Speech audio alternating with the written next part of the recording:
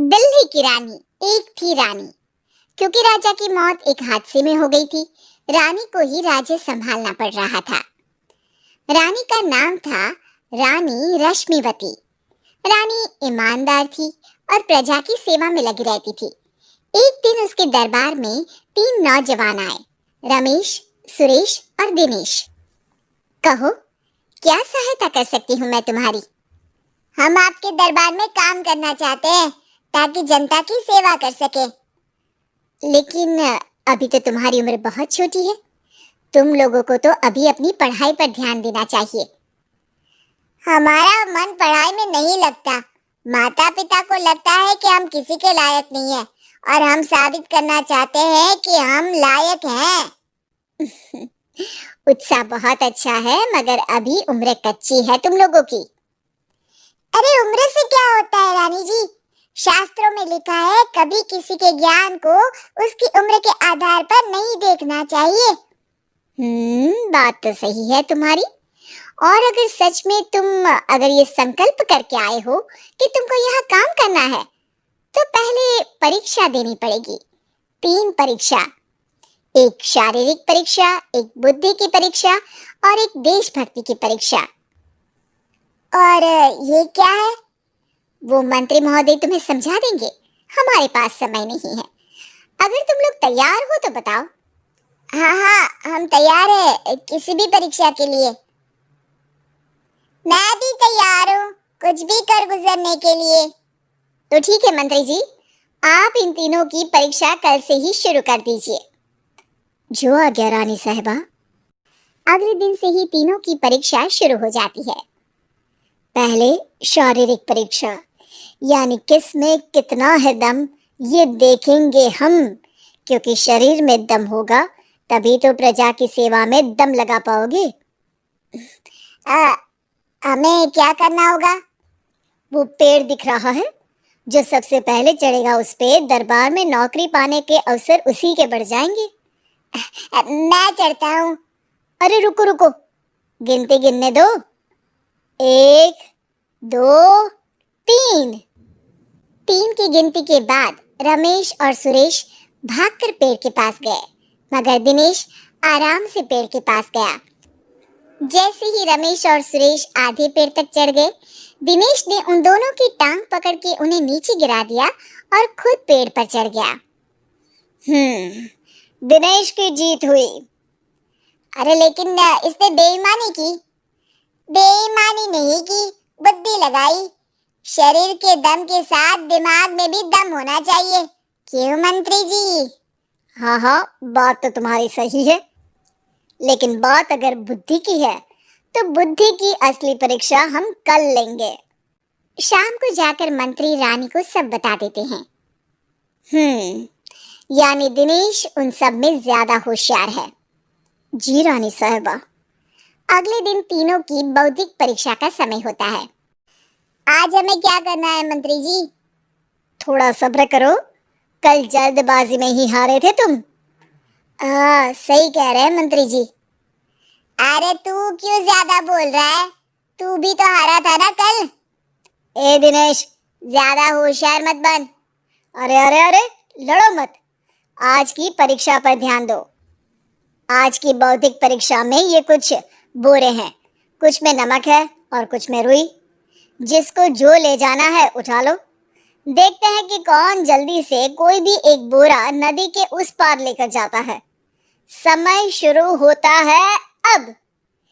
तीनों बोरों की तरफ बढ़ते हैं। सुरेश, नमक की बोरी भारी है, ले जाने में मुश्किल होगी। हाँ, सही कह रहा है, रुई हल्की है, हम दोनों रुई लेकर चलते हैं। अरे भाई, मैं तो नमक लेकर जाऊंगा। रमेश और सुरेश ये सोचकर हंसते हैं कि आज तो दिनेश हार ही जाएगा। दौड़ शुरू होती है। 1 2 3। तीनों नदी की तरफ भागते हैं। रुई में वजन कम होने के कारण रमेश और सुरेश आगे निकल जाते हैं और दिनेश थोड़ा पीछे। पर जैसे ही वो सब नदी में जाते हैं, दिनेश की बोरी का नमक गलने लगता है और वजन कम हो जाता है, जबकि रमेश और सुरेश की रुई में पानी भर जाता है और बोरी का वजन बढ़ जाता है। अरे ये इतनी भारी क्यों हो गई रमेश? अरे मुझे क्या पता, शायद जादू ही बोरी है। अरे लगता है कि हम बेवकूफ बन गए। बने नहीं हो, तुम हो ही बेवकूफ। इतना तो पता होना चाहिए कि पानी में नमक गल जाएगा। दिनेश का पूरा नमक गल जाता है और बोरी खाली हो जाती है। वो जल्दी से रेस पूरी कर लेता है। इस परीक्षा के विजेता भी दिनेश ही है। उसने दिमाग लगाकर दिखा दिया कि वो बौद्धिक परीक्षा में भी रमेश और सुरेश से आगे है। अब कल तुम्हारी देशभक्ति की परीक्षा होगी, जो स्वयं रानी माँ लेंगी। रात को फिर मंत्री रानी के पास जाकर बता देते हैं कि आज की परीक्षा में कैसे दिनेश ने अक्लमंदी दिखाई और बौद्धिक परीक्षा में भी उसी की जीत हुई। अरे वाह, दिनेश तो हमारे बहुत काम आ सकता है। हम उत्साहित हैं कल की परीक्षा के लिए। वो तो ठीक है रानी साहिबा, लेकिन हमने सुना है कि पड़ोसी राज्य का राजा आकाशदीप हमारे राज्य की सीमा में घुसपैठ कर रहा है। ये तो चिंता की बात है, हमें जल्दी कुछ करना चाहिए। अगले दिन रमेश, सुरेश और दिनेश अपनी आखिरी देशभक्ति की परीक्षा के लिए दरबार में आते हैं। प्रणाम रानी साहिबा। नमस्कार रानी जी। प्रणाम रानी माँ। हमने तुम्हारी परीक्षा पर गौर किया। दिनेश आगे हैं। हम तुम तीनों में से किसी दो को ही दरबार में काम दे सकते हैं। किसी एक को आज जाना होगा। तो देशभक्ति की परीक्षा के लिए तैयार हो? पूरी तरह से। मैं तीनों से एक ही सवाल करूंगी। जिसका जवाब सबसे सही लगेगा उसे तो नौकरी मिल ही जाएगी। फिर दूसरे सबसे सही जवाब देने वाले को भी काम मिलेगा। आप लोगों का समय शुरू होता है अब। ज्यादा सोचने का समय नहीं होगा। जो मन में पहली बात आए उसका जवाब दे। तो सवाल ये है कि तुम इस मिट्टी के लिए क्या कर सकते हो? मैं इस मिट्टी को साफ रखूंगा। यहाँ के लोगों के भोजन की कमी को मैं पूरी करूंगा। मैं यहाँ के लोगों को गले लगा लगा के उनको खुशी दूंगा रानी माँ, और गरीबों के लिए घर बनवाऊंगा। मैं इस मिट्टी के लिए किसी की जान भी ले सकता हूँ रानी माँ।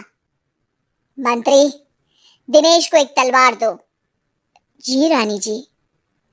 दिनेश, पड़ोसी राज आकाशदीप की जान तुम्हारे हाथ में है। जाओ, अपना काम पूरा करो। आज रात को तुम उस पर हमला करोगे जब वो सो रहा होगा। दिनेश वहां से चला जाता है। रानी माँ, ये आपने क्या किया? अभी किया नहीं है मंत्री जी। आप आकाशदीप को संदेशा भिजवाओ कि पड़ोसी देश का एक कातिल रात को उन पे हमला करेगा और दिनेश को पकड़वा दो। अरे ये आप क्या कह रही हैं और क्यों कर रही हैं आप ऐसा? राजा को लगेगा कि हमने उसकी मदद की, उसकी जान बचाकर। वो हमारे राज्य का पीछा छोड़ देगा और हमारा एहसानमंद हो जाएगा। और दिनेश का क्या होगा? इस राज्य को दिनेश जैसे शातिर और लड़ाकू लोगों से ज्यादा जरूरत है ऐसे लोगों की, जो लोगों को खाना खिलाने की और खुश करने की बात करे। और ये गुण सुरेश और रमेश में है। इन्हें नौकरी दे दो। दिनेश बहुत चतुराई से नौकरी हड़पना चाहता था, जिसके लिए उसने रमेश और सुरेश जैसे दोस्तों का भी नुकसान किया। पर रानी ज्यादा चतुर निकली। उसने एक तीर से दो निशाने लगाए। दिनेश जैसे खूंखार युवक को राज्य से बाहर करवा दिया और पड़ोसी राजा आकाशदीप को अपना एहसानमंद कर लिया। पूरा दरबार रानी की जय जयकार कर रहा था।